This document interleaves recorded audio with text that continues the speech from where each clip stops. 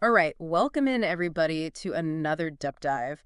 We're always trying to tackle the big questions here. And today, well, we're diving headfirst into this whole idea of a meaningful life. Like, how do you even begin to carve that out when it feels like the world around you is just pure chaos, right? It's a great question, and it's one that, plenty of folks have grappled with. We're actually using the work of Harley King, the American poet and artist, as our guide for this deep dive. He had a lot to say about this. Perfect. I love that. And speaking of carving things out, our word of the day is hew. It's funny how one little word can have a couple of different meanings. Like you can hew to something, meaning you conform or stick to it. But then you can also hew something, like with an axe, to shape it. Absolutely, and you'll see both hewed and hewn as past participles. Both are correct. Right.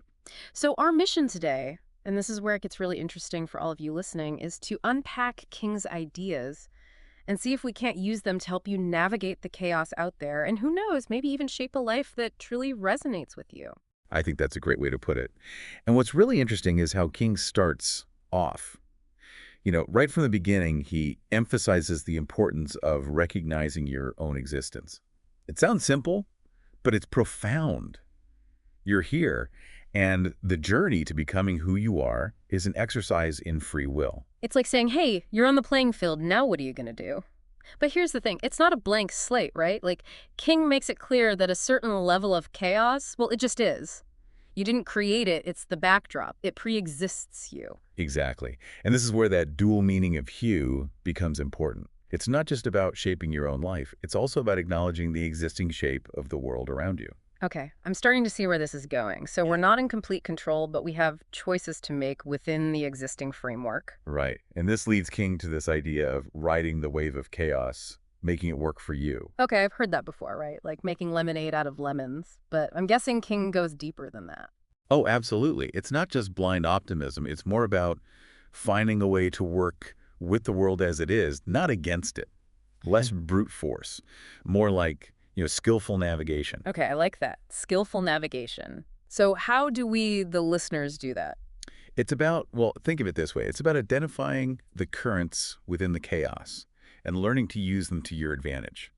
Instead of getting swept away, you find the points of leverage, the opportunities to move forward. Find your flow. It's funny, I was just talking to a friend about that the other day.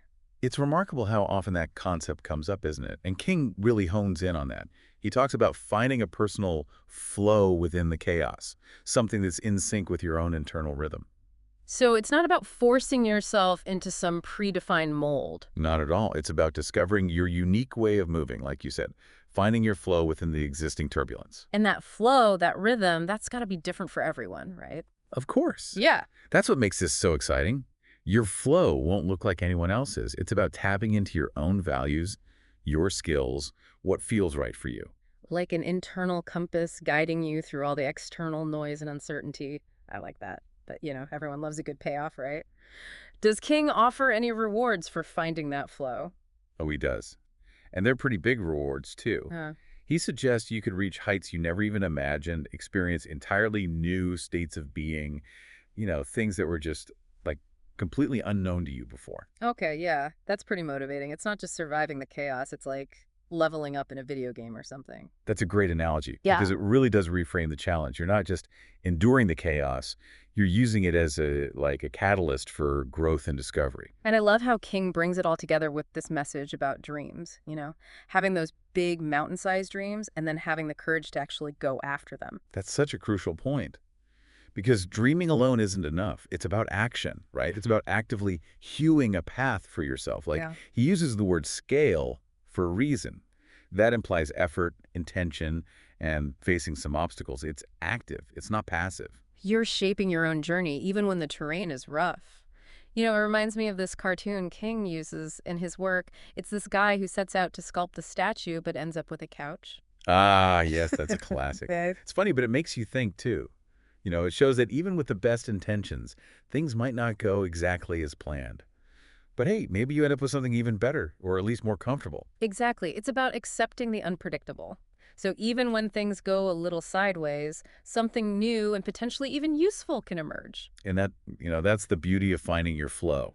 It's not about rigid adherence to a plan. It's about adapting, adjusting, and making the most of the journey. Okay, so I think we've covered a lot of ground here. For everyone listening, let's recap, shall we? The chaos is there, it's real, but you have the power to choose your path within it.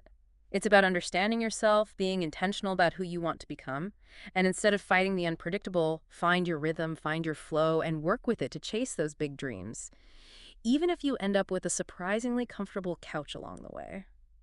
And here's a final thought for all of you to ponder.